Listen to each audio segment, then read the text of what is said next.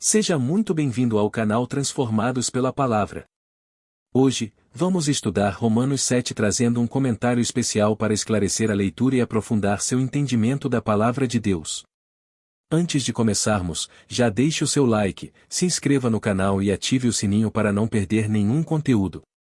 E claro, compartilhe essa mensagem com alguém que precisa ouvir essa palavra. Agora, abra sua Bíblia e seu coração, porque Deus tem algo poderoso para falar com você hoje. Vamos juntos ser transformados pela palavra. Não sabeis vós, irmãos, pois eu falo aos que conhecem a lei, que a lei tem domínio sobre o homem enquanto ele vive? Paulo tem em mente tanto a lei mosaica quanto a lei divina, no seu sentido mais universal e implicações gerais. Assim também quanto ao homem, Paulo não se limita a uma análise simplista do crente e do não convertido, mas vai além e investiga a complexidade do ser humano quanto à sua tendência natural para o mal. O ser humano sempre se sentiu atraído pelo proibido, enquanto sua consciência íntima aponta para o bem e a verdade, como se a alma humana, embora nesse mundo, tivesse saudades da casa paterna, mais vontade de ceder à cobiça da carne, todas as ambições de prazer e glória. Porque a mulher que tem marido, está ligada pela lei ao marido, enquanto ele viver, mas se o marido morrer, ela está livre da lei do marido. Então assim, enquanto seu marido viver, se ela se casar com outro homem, será chamada adúltera, mas se seu marido morrer, ela está livre da lei, e assim não será adúltera, mesmo que ela venha a se casar com outro homem. No capítulo 6, Paulo faz uma analogia do compromisso que há entre o escravo e seu senhor. A ilustração utilizada é a do compromisso, aliança, contrato ou celebrado no casamento. Paulo demonstra que a liberdade da lei é a mesma que uma esposa tem em relação ao seu marido. A relação é de simples entendimento, assim como a morte do marido dissolve o vínculo formal entre o marido e a esposa, a morte do crente com Cristo quebra o jugo da lei. O cristão está, portanto, livre do domínio do pecado para unir-se a Cristo, que jamais morrerá novamente, o que significa que essa nova união não terá fim.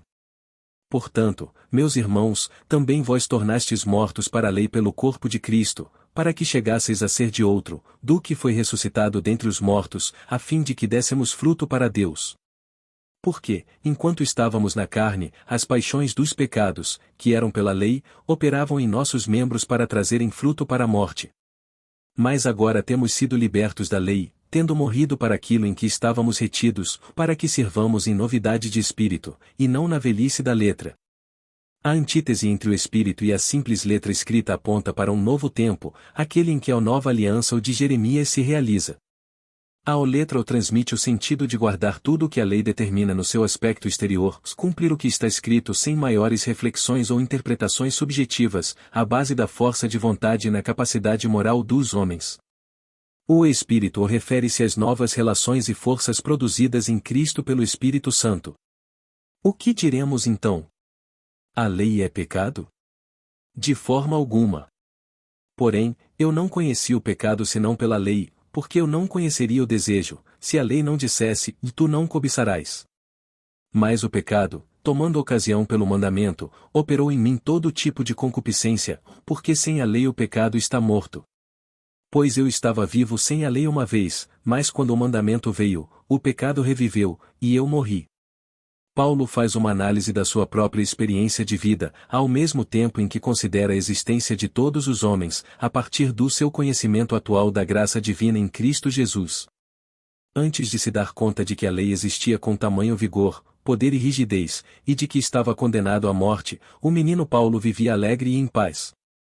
Com a chegada do seu bar mitzvah, importante cerimônia judaica na qual o jovem, aos 13 anos, passa a ser responsável pelo cumprimento da lei, bem como na vida adulta, quando as demandas do seu vínculo com os fariseus amadureceram suas convicções legais e institucionais, e, por fim, quando do seu encontro com Cristo, fato que determinou sua conversão, Paulo chegou à conclusão que estava morto, porque o salário do pecado é a morte.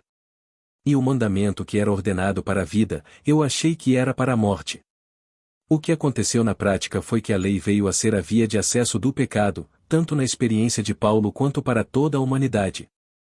Em vez de conceder vida, a lei produziu condenação e em lugar de promover a santidade, provocou o pecado. Todavia, a responsabilidade pelo pecado não está na lei, uma vez que ela foi criada por Deus para ajudar os seres humanos a ordenar suas prioridades, identificarem o certo do errado, o bem do mal, e a viverem em paz e fraternidade uns com os outros. Portanto, a lei é santa, justa e boa. Porque o pecado, tomando ocasião pelo mandamento, me enganou, e por ele me matou. Portanto, a lei é santa, e o mandamento santo, justo e bom. Então, o que me é bom tornou-se em morte. De forma alguma. Mas o pecado, para que se mostrasse pecado, operou a morte em mim pelo que é bom, ou a fim de que pelo mandamento o pecado se tornasse excessivamente pecaminoso. O pecado e seu pai, o diabo, usaram a santa lei de Deus para uma finalidade ímpia, a morte. Esse fato revela quão desprezíveis são o nosso inimigo e suas artimanhas.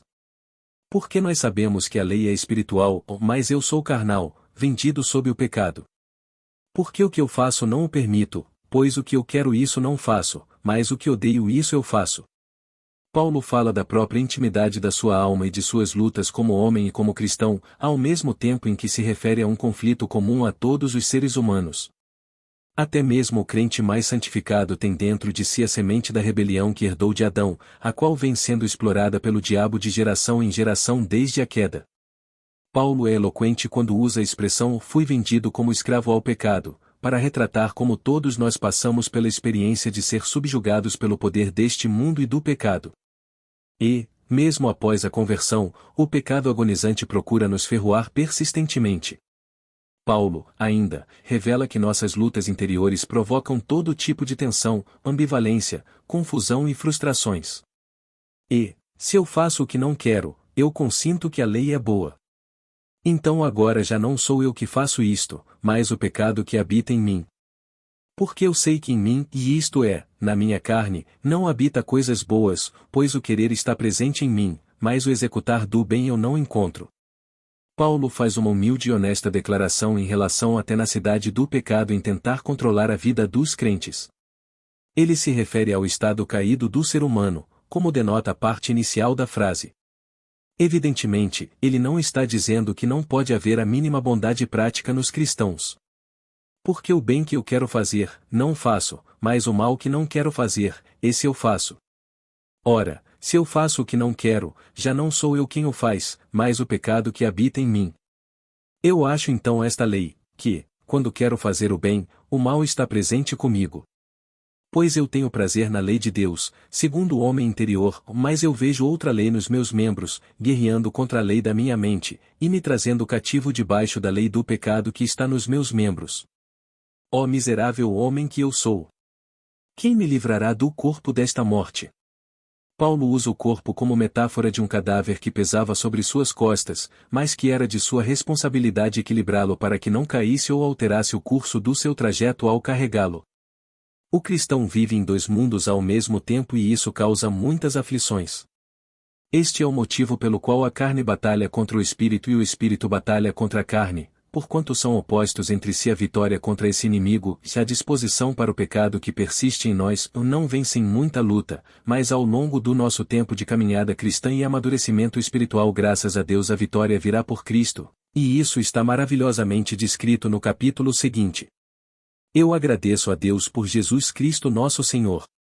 Assim, pois, com a mente, eu mesmo sirvo a lei de Deus, mas com a carne a lei do pecado. Chegamos ao fim de mais um estudo, e eu espero que essa palavra tenha falado ao seu coração. Agradeço de coração por você ter acompanhado até aqui.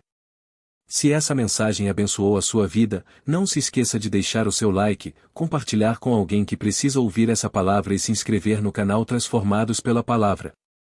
Isso nos ajuda a levar o Evangelho para ainda mais pessoas. Que Deus te abençoe poderosamente, e nos vemos no próximo vídeo. Até lá, e lembre-se, juntos somos transformados pela Palavra.